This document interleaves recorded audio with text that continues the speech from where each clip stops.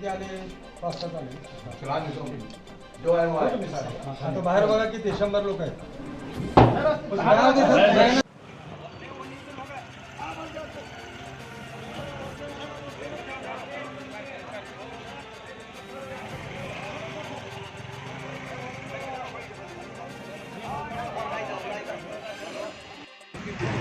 उस्मानाबाद जिल्ह्याचे नाव धाराशिव करावे असे एक मंत्रिमंडळामध्ये ठराव पास केलेला आहे. तो ठराव असंवैधानिक आणि बेकायदेशीर आहे. सरासर मंत्रिमंडळाच्या अधिकाराचा दुरुपयोग आहे आणि तो ताबडतोब रद्द करावा अशी मागणी आम्ही आज उस्मानाबाद शहरवासियातर्फे माननीय जिल्हाधिकारीमार्फत राज्यपाल यांना केलेली आहे. या देशामध्ये राहणारा मुस्लिम समाज हा भारतीय आहे. भारतीय मुस्लिम समाजाला त्यांची स्वतःची संस्कृती आहे. त्यांचे स्वतःचे राजे महाराजे आहेत. त्यांचे नावं अनेक शहरांना आहेत. तर हे संस्कृतीनुसार त्यांना मुस्लिम समाजाला आपली संस्कृती जपण्याचा अधिकार आहे. इतर समाजाची संस्कृती या समाजावर थोपता येणार नाही. घटनेने दिलेले अधिकाराचा स्वतंत्र जीवन जगण्याचा अधिकार सर्वांनाच प्राप्त आहे. तर त्यासाठी जे पूर्वीपासून चालत आलेले नाव आहेत त्यांचे विनाकारण नावं बदलून कुठले तरी जातीय तेढ निर्माण, दोन समाजामध्ये मतभेद कायमचं निर्माण करण्यासाठी या आघाडी सरकारने जो निर्णय घेतला आहे त्याचा आम्ही निषेध केलेला आहे. मुख्यमंत्री के ज़रिए से कोशिश की गई है, हम इसका पुरजोर तरीके से रद्द करते हैं और वो करना जो चाहिए था वो तो उन्होंने किया नहीं और जो नहीं करने के काम वो करके चले गए. अब हमारी तरफ से निषेध इस बात का है कि उस्मानाबाद के ऐसी कौन सी गरज पड़ी थी कि जिसकी वजह से उस्मानाबाद का नाम तब्दील करने की ज़रूरत पेश आई. हालांकि मुद्दे तो इससे ज़्यादा हैं. बेरोज़गारी का मुद्दा उससे ज़्यादा है, परेशानियाँ जो चल रही हैं उसका मुद्दा ज़्यादा है, हालात कैसे चल रहे हैं उससे ज़्यादा मुद्दा उसका है. लेकिन इन सारी चीज़ों को छोड़कर घाई गड़बड़ी में बिल्कुल ज़रा सा भी दूसरों के एक दूसरे को कुछ मिला नहीं, मौका भी नहीं मिला और फ़ौरन बैठे बैठे जाते जाते अपना कुछ तो भी करना ये करके उन्होंने नाम बदल के गए हैं. इस ताल्लुक़ से हमारा बिल्कुल इस ताल्लुक़ से निषेध है इस बात का कि जो काम उन्होंने किया है गलत किया है, ऐसा नहीं करना चाहिए. और आइंदा भी हमारी ये कोशिश रहेंगी कि जो अदालत के एतबार से, न्यायालय के एतबार से हम आगे जाने वाले हैं, जैसे हम अदालत के एतबार से जाएंगे तो उम्मीद है कि इंशाअल्लाह उसके ज़रिए से अदालतें हमारे जैसा फ़ैसला करेगी. क्योंकि जो घटना में पहले से तय है कि जो ऐतिहासिक नाम है उसको तब्दील नहीं किया जाएगा, तो फिर ये चीज़ें एक ऐसा मालूम हो रहा है कि अक़लियतों को कैसा परेशान करना और ख़ुसूसन मुस्लिम समाज को कैसा नफ़रत की निगाह से लोगों को देखना दिखाना है. ये नफ़रत का जो राजकारण चल रहा है ये बहुत बुरी बात है कि जिसकी वजह से लोगों के दिलों में तेढ़ निर्माण हो रहा है, बुराइयां निर्माण हो रही हैं. तो ऐसे इस हिसाब से अगर मुल्क में चैन सुकून नहीं है और हम ख़ुसूसन अगर इसके ज़रिए से वो ये चाह रहे हैं कि किसी एक अक़लियती तबके को, ख़ुसूसन मुसलमान तबके को दबाकर इस तरीके से हम कामयाब होंगे, ऐसा हो नहीं सकता और होगा भी नहीं. जितना दबाया जाएगा, जैसे एक गेंद है, एक बॉल है, जितना उसको ज़ोर से दबाया जाएगा उतना ज़्यादा उछल कर आएंगी. एक सब्र है, सब्र करने का इसका मतलब ये नहीं कि भाई उसको जितना भी हो दबाते जाए. सब्र का पैमाना जब लबरेज हो जाता है, भर जाता है, तो फिर उछलने शुरू होता है.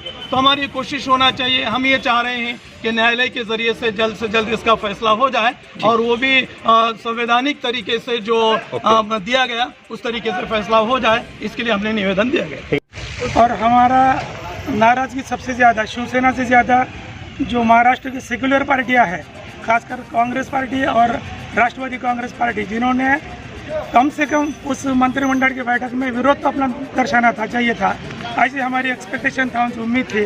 लेकिन और हमारे को यहाँ पे तकलीफ़ पहुँची सेक्युलर पार्टियों की तरफ से कि उन्होंने भी वहाँ मंत्रिमंडल की बैठक में कोऑपरेट नहीं किया. शिवसेना पार्टी है, उनका जो एजेंडा था कि धाराशिव करना है या संभाजीनगर करना है, वो तो उनका काम कर रहे थे. लेकिन सेक्युलर पार्टियों का काम था कि कम से कम अपना विरोध तो वहाँ पे दर्ज करते थे. इसलिए हमने उसके विरोध में हम कानूनी लड़ाई तो ज़रूर लड़ेंगे, लेकिन हमने तमाम पार्टियों ने मिलकर पब्लिक से भी अपील की है कि रोड पे आना नहीं है, हुल्लड़पना करना नहीं है, किसी किस्म का दंगा फसाद या बम या किसी किस्म की गड़बड़ नहीं है। ये कानूनी लड़ाई है, हम इसको कोर्ट में लड़ेंगे, जरूरत पड़ी तो सुप्रीम कोर्ट तक जाएंगे। धन्यवाद। नेमका हा काय प्रकार आहे? तुम्ही ज्या पक्षात आहात ते पक्ष सत्ता सरकारमध्ये होतं, कशा प्रकारे मुस्लिम समाजाची त्यांनी दिशाभूल केली, तसं तो तुम्ही आरोप केला होता. काँग्रेस, राष्ट्रवादी काँग्रेस यांनी ज्या वेळेला माननीय शरद पवारजी साहेबांनी सोनियाजींना गळ घातली की भारतीय जनता पक्षाला बाहेर ठेवण्यासाठी आपण कॉमन मिनिमम प्रोग्रामवरती पाठिंबा देऊ असेल, मग सरकार चालवत असताना असले कुठले मुद्दे घ्यायचे नाही की जेणेकरून की मूळ गाभा जो पक्षाचा आहे त्याला कुठेतरी ठेस पोचेल असेल. मग हा प्रस्ताव आदल्या दिवशी ज्यावेळेला परब साहेबांनी जाहीरपणे सांगितला, त्याच्यानंतर ते तिन्ही प्रस्ताव आणले गेले. त्याच्यामध्ये उस्मानाबादचं धाराशिव करण्याचा असा उल्लेख नव्हता, परंतु औरंगाबादचं नाव संभाजीनगर करण्याचं होतं.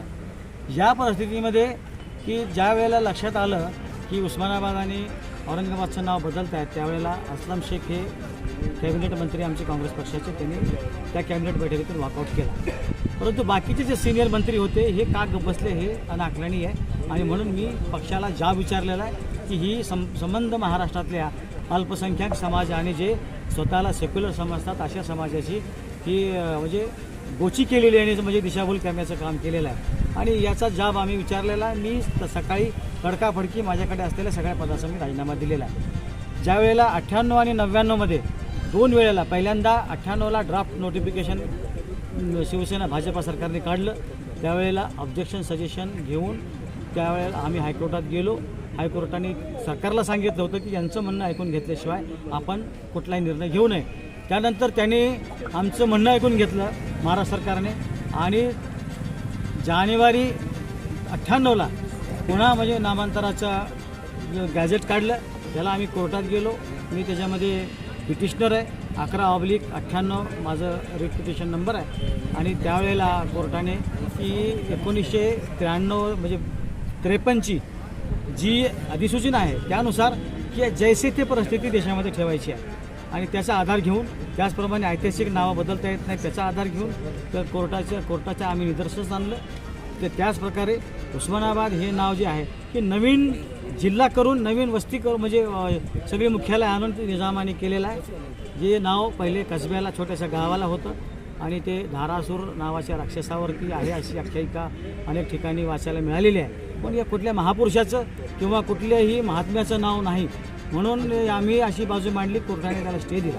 परंतु कालांतराने सरकार बदललं आणि माननीय विलासरावजी देशमुख साहेब मुख्यमंत्री झाल्यानंतर त्यांनी